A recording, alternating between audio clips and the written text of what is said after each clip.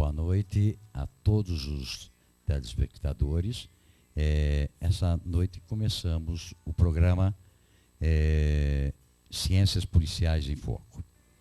Queridos telespectadores, é um programa idealizado pelo professor João Alexandre, né, junto para interagir as demandas, né, e as necessidades, tanto da população como dos profissionais na área de segurança pública, dos seus deveres e as suas responsabilidades junto à segurança pública de São Paulo.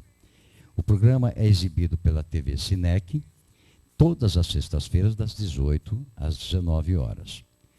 E você poderá interagir pelo nosso WhatsApp 940268594 ou pela homepage www.tvcinec.com.br.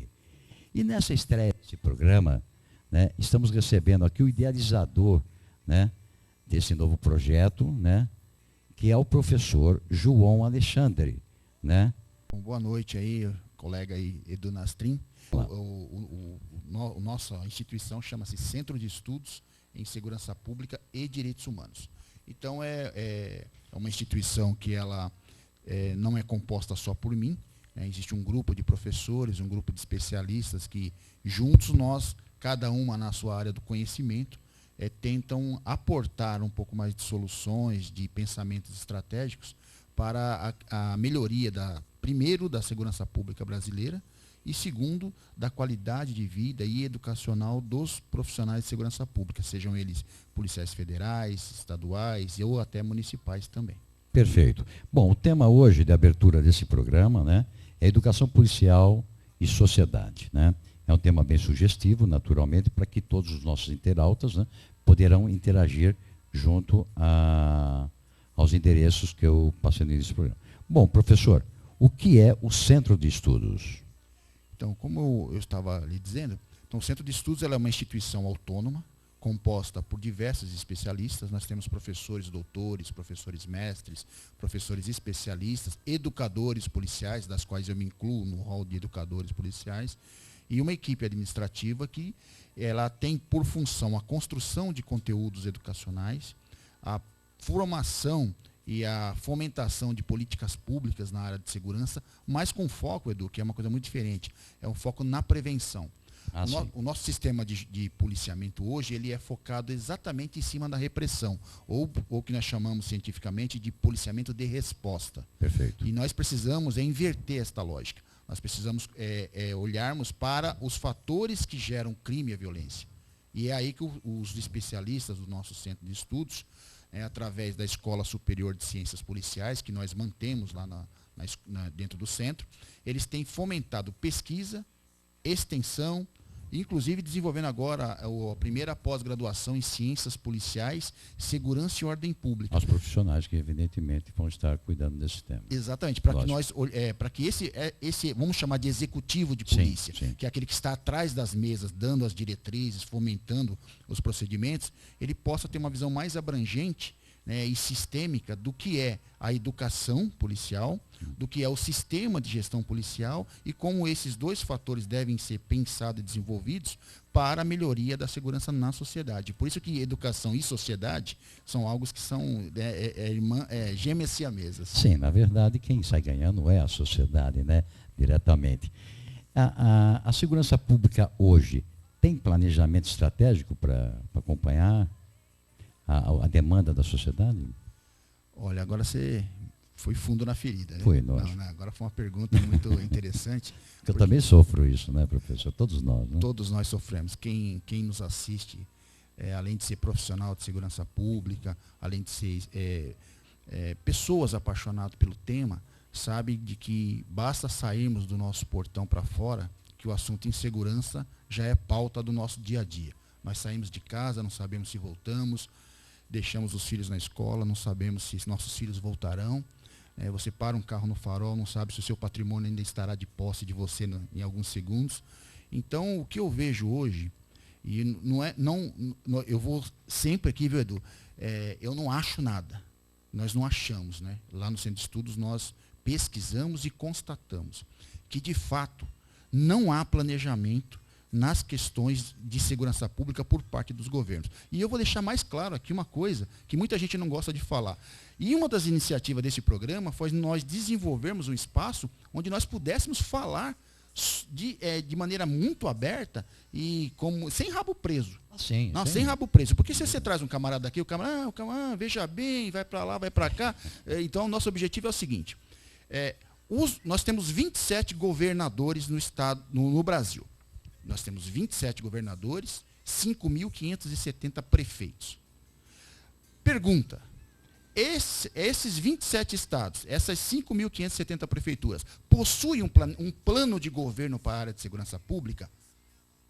Muito poucos. E dos poucos que estão, digamos assim, publicados oficialmente, eles só estão no papel. Ah, sim. Porque quando você faz um planejamento estratégico, você tem que colocar implícito plano de metas, atrelar orçamentos a cada uma desses planos de metas, aplicar um sistema de aferição de que se essas fases estão sendo completadas, o que nós chamamos no mundo da gestão de PDCA, não é? E verificando e corrigindo essas fases até que isso se conclua.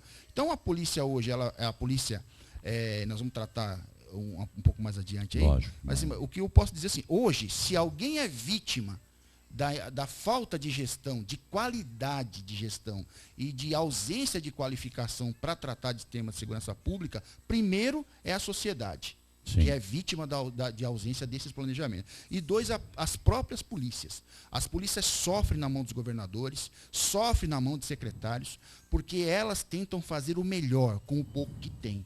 E aí, quando a coisa dá errada, a polícia paga o pato, o governador sai como vítima, e o secretário, que é um membro temporário do poder público, só fica por 4 anos, sai e deixa o estrago. Estar secretário, né? Estar secretário. Estar secretário. Só que a polícia é uma instituição permanente. Sim, e a polícia, ela sofre como sofre o povo, exatamente pela sua pergunta, que foi maravilhosa. Porque não há um planejamento atrelado a uma dotação orçamentária que possibilite ao executivo de polícia, ao comandante-geral, aos delegados gerais, fazerem gestão estratégica das suas pastas e dando a eficiência, eficácia e efetividade às suas ações.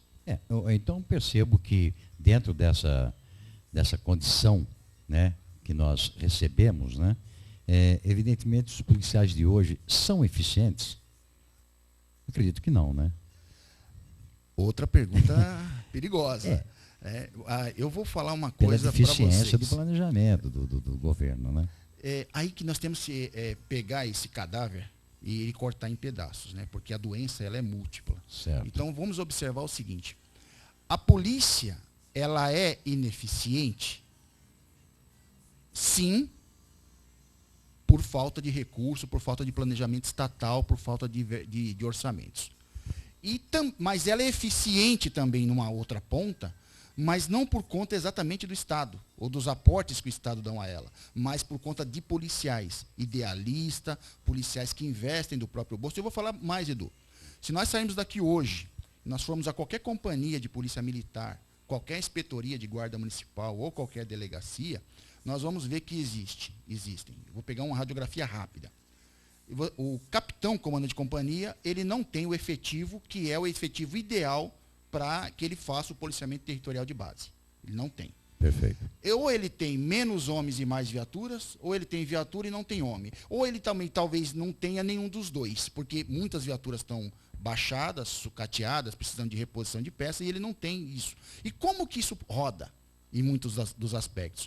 Porque o próprio policial, esse policial idealista, sim, esse policial eficiente, ele ainda corre atrás, ele vai, o que ele chama de QSA, né? Sim. Ele vai atrás de um fornecedor, arruma um pneu, uma bateria, né? O camarada faz a comunidade ajuda, o comerciante ajuda a polícia. Perfeito. Então ele acaba sendo eficiente no seu dia a dia, não porque o Estado lhe dá aparato. Certo. Porque hoje, quando eu digo Estado, o telespectador que nos assiste, quando eu falo Estado, eu não estou falando Estado governador, né, o Estado de São Paulo, o Estado do Rio de Janeiro, o Estado enquanto ente maior, sim, o ente perfeito, jurídico, que compõe lógico, a União, os 27 estados e os 5.570 municípios. Então, quando eu falo Estado, eu estou falando para o governador, estou falando para o prefeito, estou falando para o presidente da República.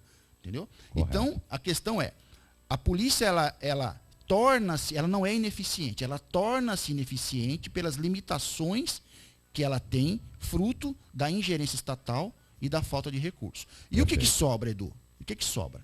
Sobra a obrigação de fazer diária. A polícia não pode fechar as portas.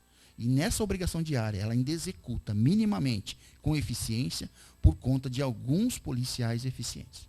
Perfeito. Você vê, telespectador, como a coisa é muito complexa, né? A gente pensa que nós estamos numa condição um pouco precária, né? Fala, poxa, veja bem, na minha rua tem um cara lá que assobia, bril, eu cuido, tal, o senhor me paga tanto, tal, e muitas vezes esta pessoa, né, ela é participativa de uma ação criminosa, né, como muitos casos de São Paulo. Quer dizer, a gente conta com a segurança pública, o policiamento, ou então você mexe no seu bolso e contrata a segurança privada, né? Infelizmente, a gente precisa dessa eficiência, né? E quanto à guarda municipal, professor, ela atua com poder de polícia. Qual a sua visão nesse sentido? Bom, eu sou municipalista. Sim. O que eu acredito? Eu acredito que o modelo federativo ele está errado. Nós temos um poder hoje, o artigo 144 da Constituição Federal, ela traz de que a segurança pública é dever do Estado. Certo. Né? Estado, lembra que eu disse, né? União, os 27 estados, membros, e os 5.570 municípios. Então, é obrigação de todos. Certo. Porém, na prática, a execução do policiamento ostensivo preventivo, ele está na mão dos 27 estados. Perfeito. E os municípios, e é um detalhe importante, viu, Edu, e os colegas que nos assistem, durante muito tempo, o município, ele sempre participou da segurança pública, certo, mas ele era apenas um agente financiador. Talvez, não seja, você sabe, mas talvez alguém que nos assiste no momento, sim, talvez não tenha tanto conhecimento, mas o prédio da delegacia, aí na sua cidade, pode verificar, quem paga o aluguel? Prefeitura. Quem paga a água? Prefeitura. Quem paga a luz? Prefeitura. Quem é que cede funcionário administrativo? Prefeitura. Quem é que põe gasolina no carro da Polícia Civil? Prefeitura ou da Polícia Militar, dependendo do que é o convênio, lá o protocolo. Quem que arruma as viaturas quando a viatura quebra? Prefeitura. Então, o que acontece? Ele sempre foi mero financiador das ações do Estado. Com dinheiro do munícipe. Com né? dinheiro do munícipe. Dinheiro do munícipe. Então, quer dizer, o munícipe paga para o Sim. Estado e o município paga para a polícia funcionar. Perfeito. E isso, estamos lá de portas abertas para receber qualquer questionamento de que estamos faltando com a verdade nesse aspecto. Então, isso é uma realidade, que Sim. se não fosse assim, não funcionava. Não funcionava. Então, hoje o Estado ele tem o quê? O homem, a folha de pagamento dele, e também tem alguma viatura, outra que ele... Mas a manutenção disso, o dia a dia, corre por conta da prefeitura. Aí o que acontece? Em 1988, o legislador constitucional colocou, lá no parágrafo 8º, de que os municípios poderiam constituir guardas municipais para a proteção dos seus bens, dos seus serviços e de suas instalações. Quer dizer, ele desenhou uma polícia, digamos assim, de natureza patrimonial preventiva. Só que com um detalhe, esta polícia, chamada Guarda Municipal, ela estava no rol constante do capítulo da segurança pública. Então, ela é, de fato, uma polícia. Perfeito. Só que aí aconteceu o seguinte, Edu. O tempo passou de 1988 até 2014, as guardas municipais elas foram se auto-organizando, sendo regidas por legislações locais, e elas conquistaram um papel muito importante no cenário da segurança pública, exatamente pela carência que o Estado deixou, né, de dar mais eficiência à sua polícia, e a própria polícia em si também não conseguia dar conta da demanda crescente. Em agosto de 2014, o governo federal sancionou a Lei 13.022, que ela traz no seu escopo jurídico uma competência geral, 5 princípios mínimos de atuação e 18 competências específicas.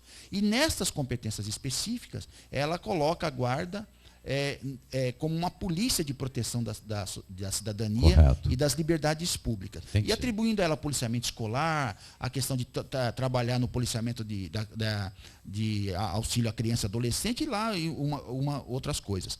Mas o mais importante, Imobiliário municipal também. ela não perde a característica, Não perde a de característica. bens, serviços e instalações, mas ela ela acrescenta mais, né? isso, Que seria, ela no caso do recebe uma poder. amplitude de poder. Perfeito. Né?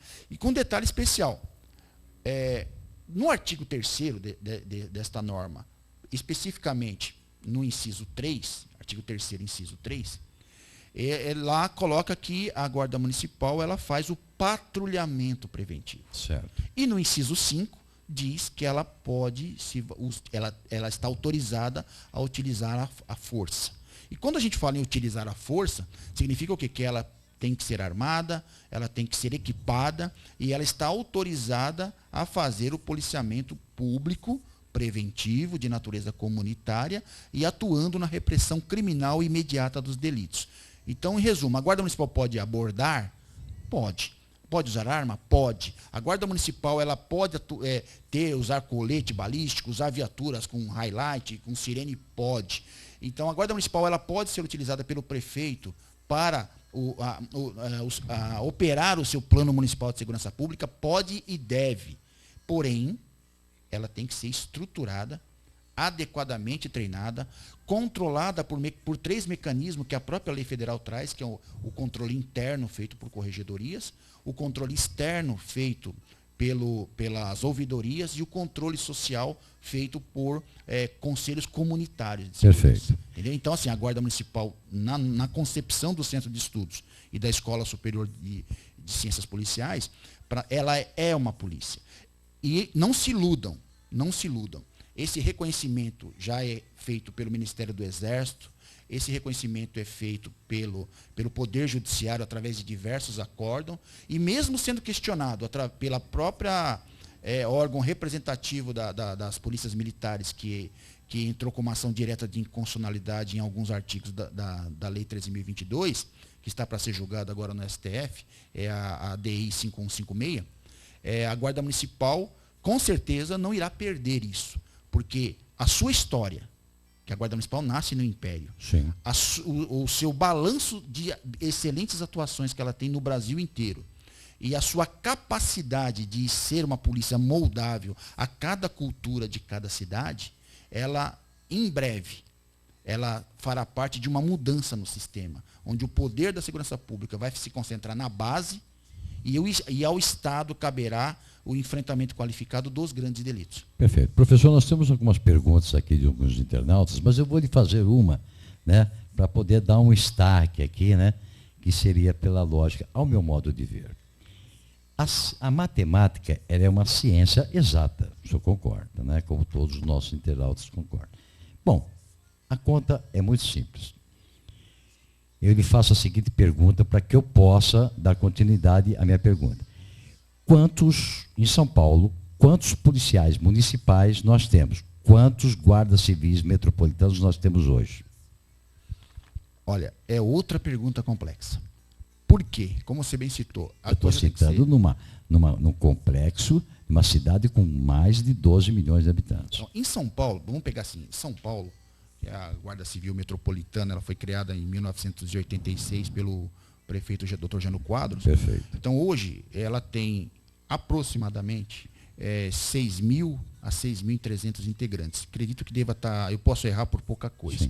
Tá? Agora, no estado de São Paulo, a última estatística constava que eram 184 guardas. Os números não...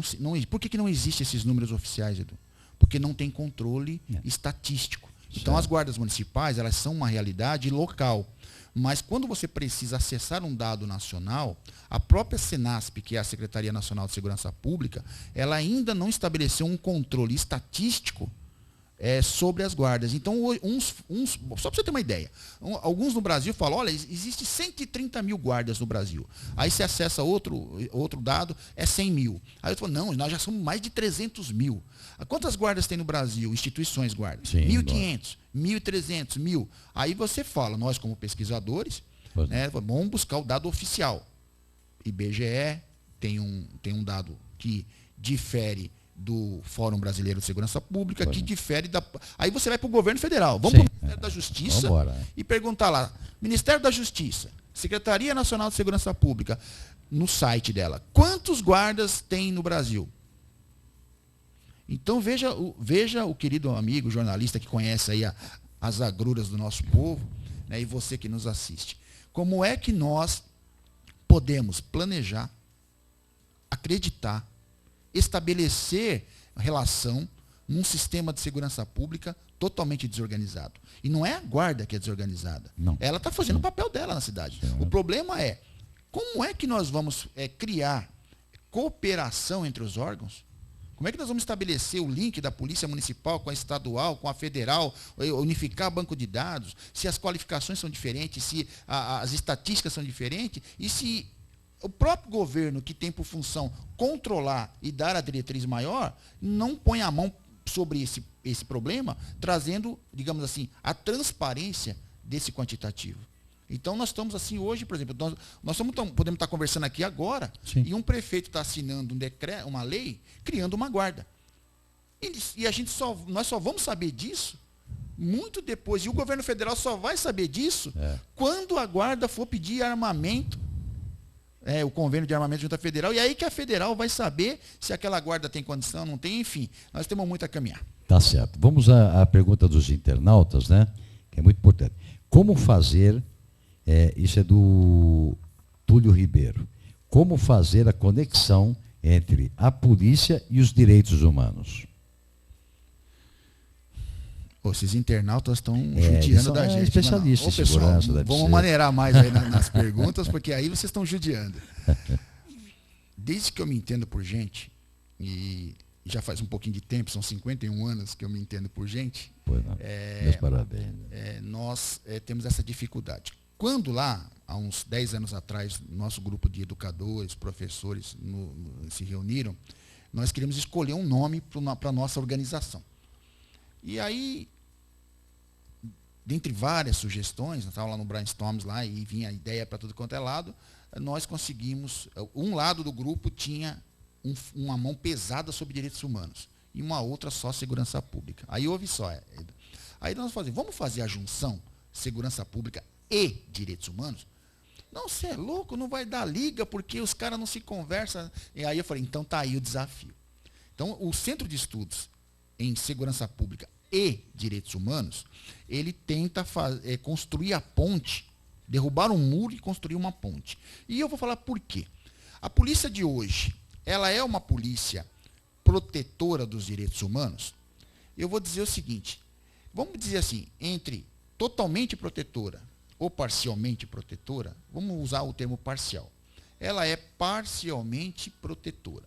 Por quê? Porque o conceito do que de fato é direitos humanos, e você que nos assiste, eu quero deixar isso bem claro na sua visão, é que é o seguinte, existe os direitos humanos enquanto conjunto de normas universais que protege a sua vida, a sua liberdade, o seu direito como pessoa humana, e existe o ativismo de direitos humanos, que se apropria de parte desse rol para comprar, através de direcionamentos errados, colocarem a polícia em lado oposto aos direitos humanos. Mas uma polícia, Edu, ela não pode, nunca em nenhum aspecto, ser contra direitos humanos. Porque a polícia, o que é um policial, segundo o conceito da ONU? É um agente público, obviamente, com qual função primária?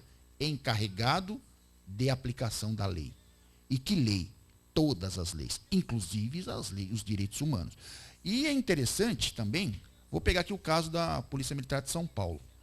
A Polícia Militar de São Paulo tem um departamento de direitos humanos. Se você pega lá os impressos da instituição, está lá. O organograma deles. A Polícia Militar é uma instituição comprometida com a dignidade da pessoa humana.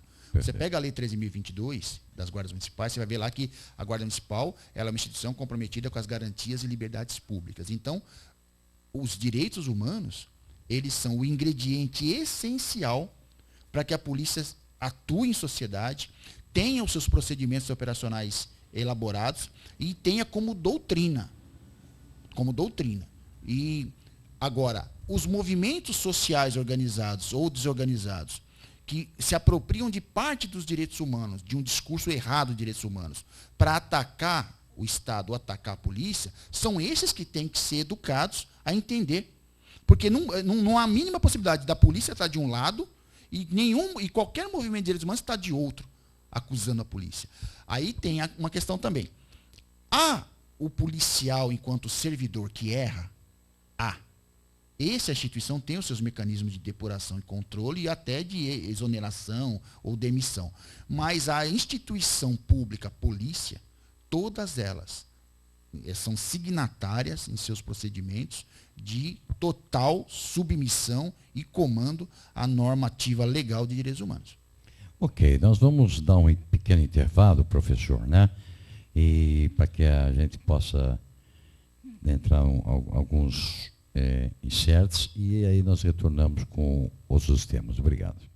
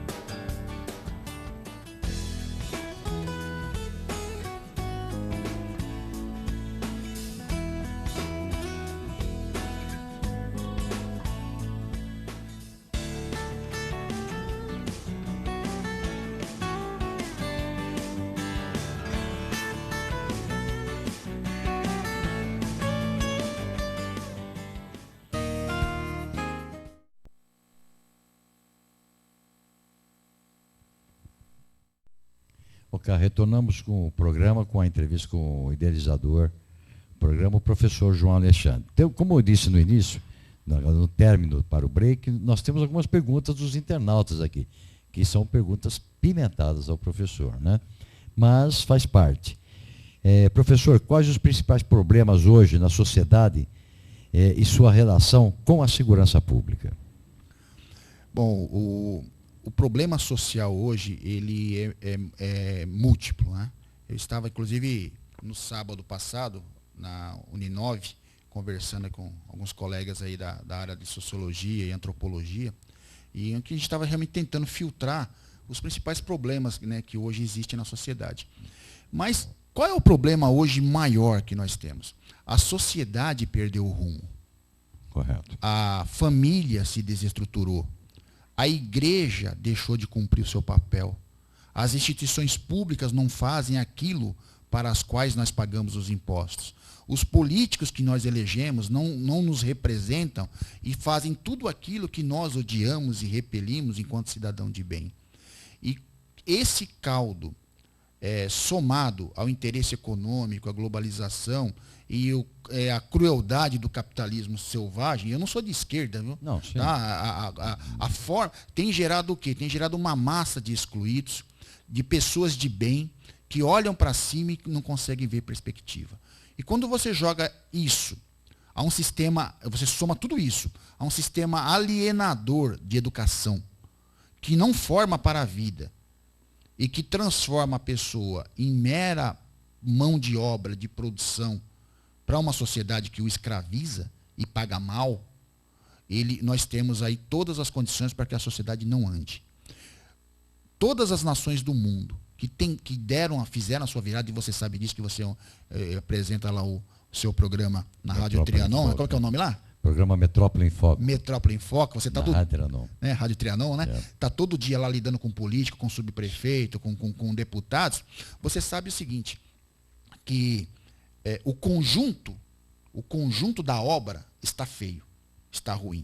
E quando você pensa, eu lembro, Edu, vou até me permitir rapidamente aqui uma reflexão, em 1985, 83, 85, eu li um livrinho, você deve lembrar, tinha uma coleção da editora brasiliense chamada Coleção Primeiros Passos, eram uns livros pequenininhos. Lembro. Eu li um livro chamado O que é Violência, se eu não me engano o autor era Regis de Oliveira, se eu não me engano.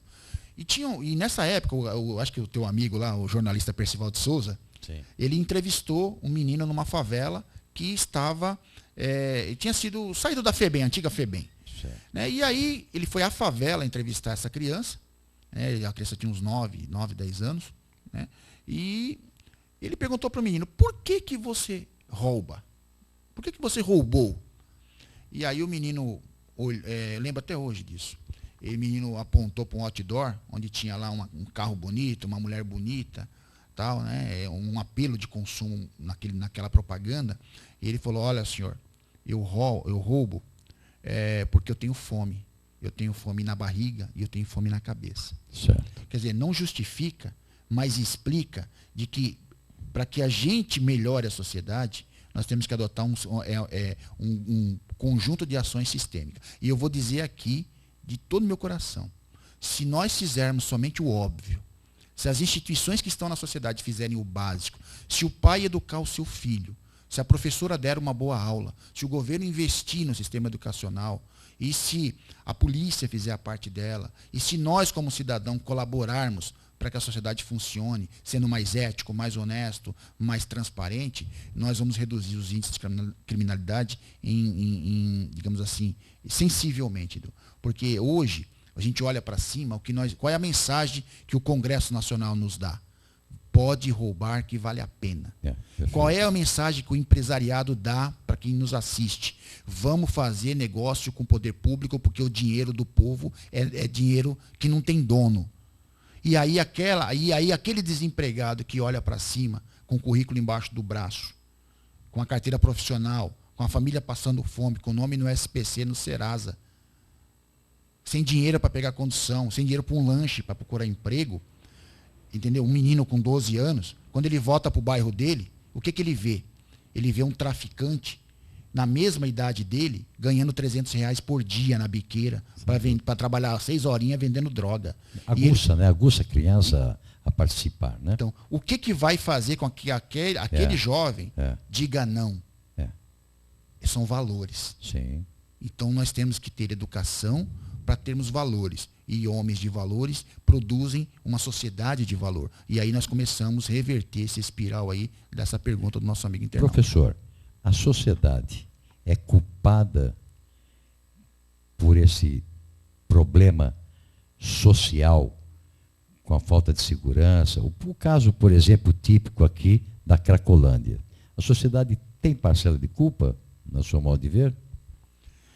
Acho que todos temos, né? Quando Todos, você fala sociedade, eu também me incluo. Insensíveis, né? Nisso, né? Talvez algumas situações insensíveis. Então, né? eu olho para aquelas almas na Cracolândia, porque nós temos que entender que aquelas pessoas são almas. Sim.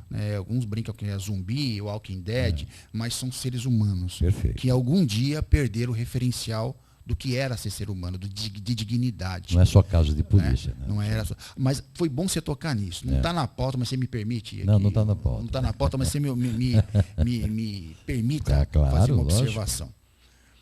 A Cracolândia, ela não é problema de polícia.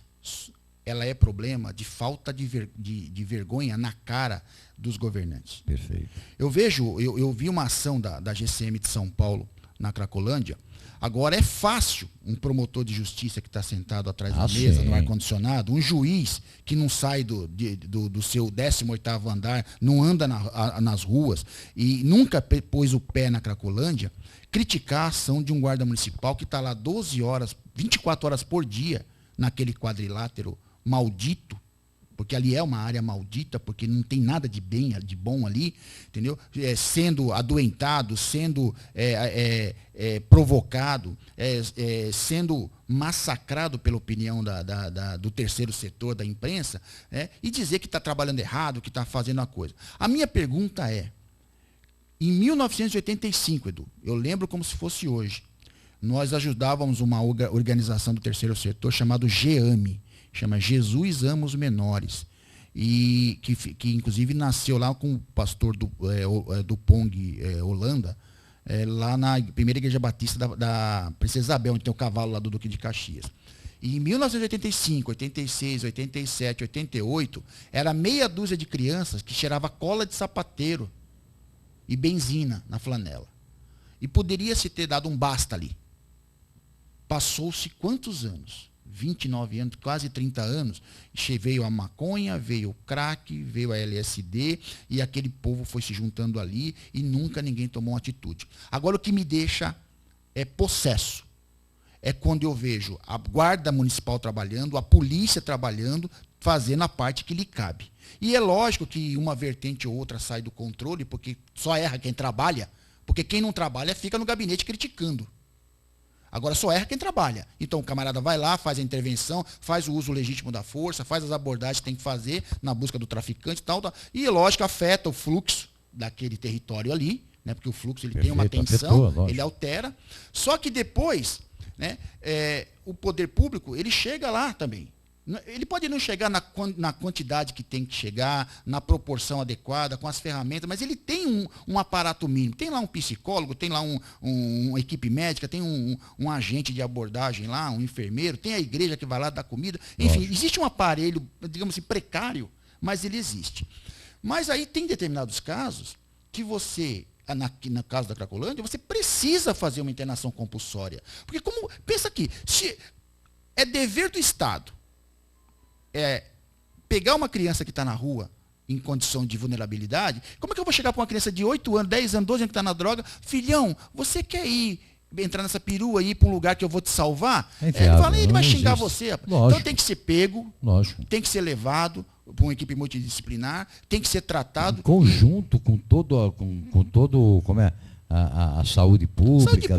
Multidisciplinar. Sim. Multidisciplinar. Agora, o que não pode deixa lá e não faz nada. Aí depois vem a defensoria, mete o pau na polícia, vem o Ministério Público e mete o pau na polícia. Também, o promotor, o juiz fala que pode pegar coercitivamente. Aí vem outro fala que não pode. Aí depois todo mundo larga a mão e os coitados continuam lá.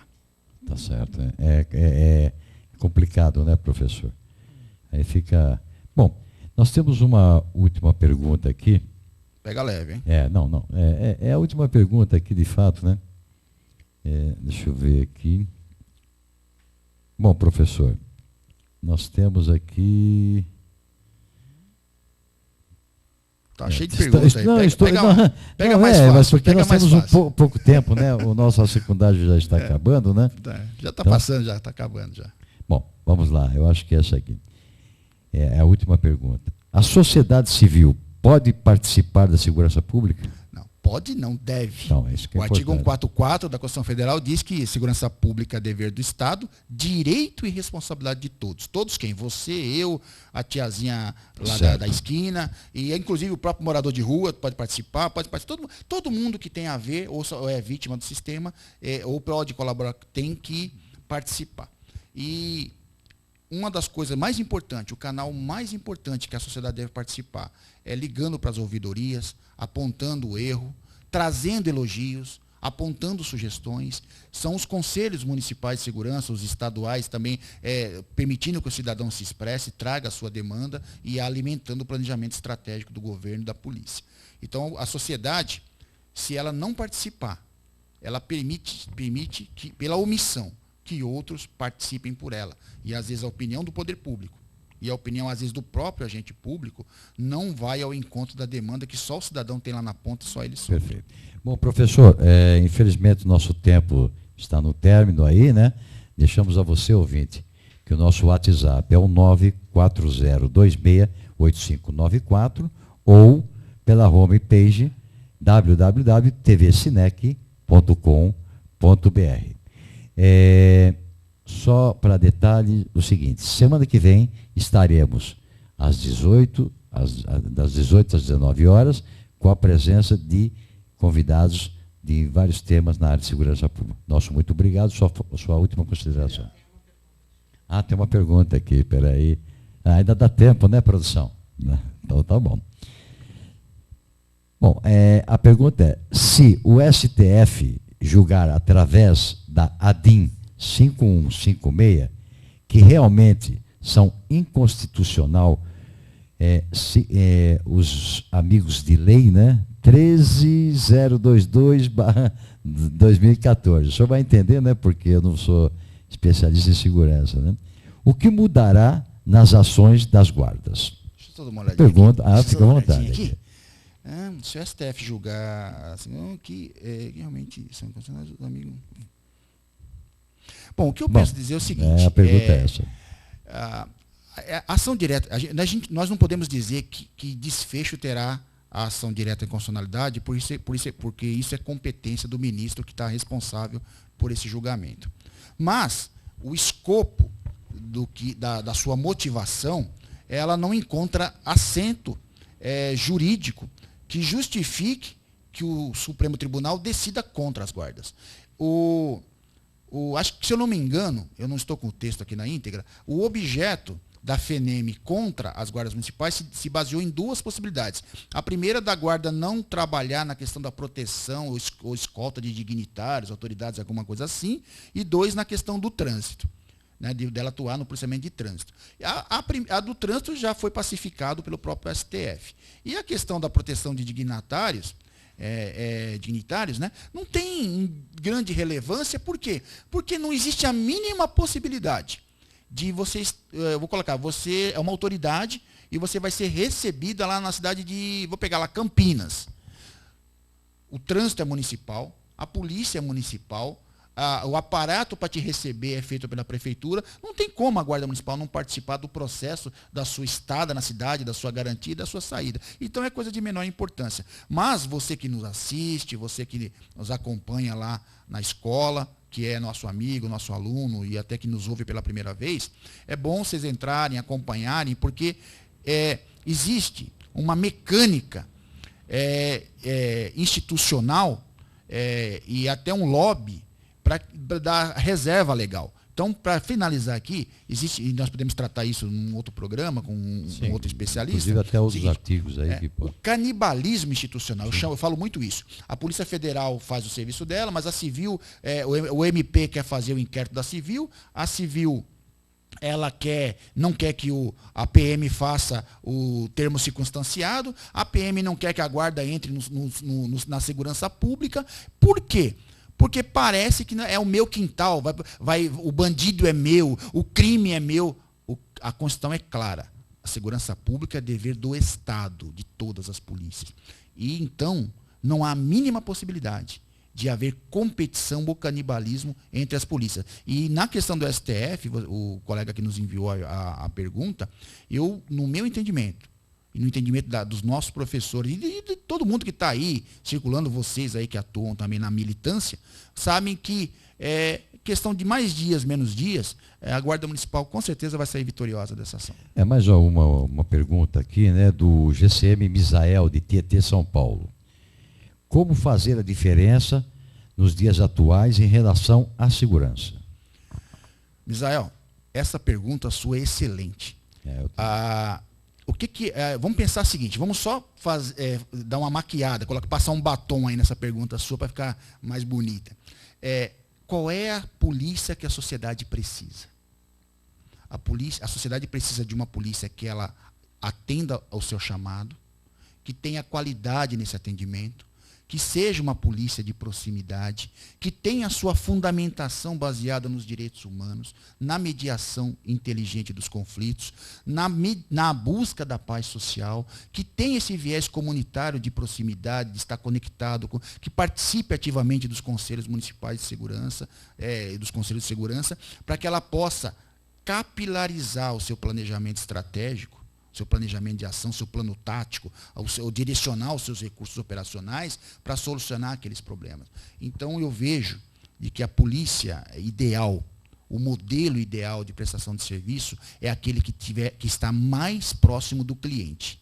E não tenho sombra de dúvida, e defendo isso de todo o coração, 24 horas por dia, e não desprestigiando nenhuma outra força policial que faz o seu serviço com galhardia e dedicação. A realidade que o Brasil precisa é de uma polícia municipal. Ah, perfeito. Bom, deixar os internautas aí, né, aproveitar esses últimos minutos que nós temos aí, né, para frisar bem o contato e para que, em decorrência de outros programas, você possa participar mais efetivamente, né, com os convidados no programa. Nosso WhatsApp é o 940268594. Nossa homepage é www.tvcinec.com.br. E eu acho que é importante, né, professor, eu acho que tem um telefone, né,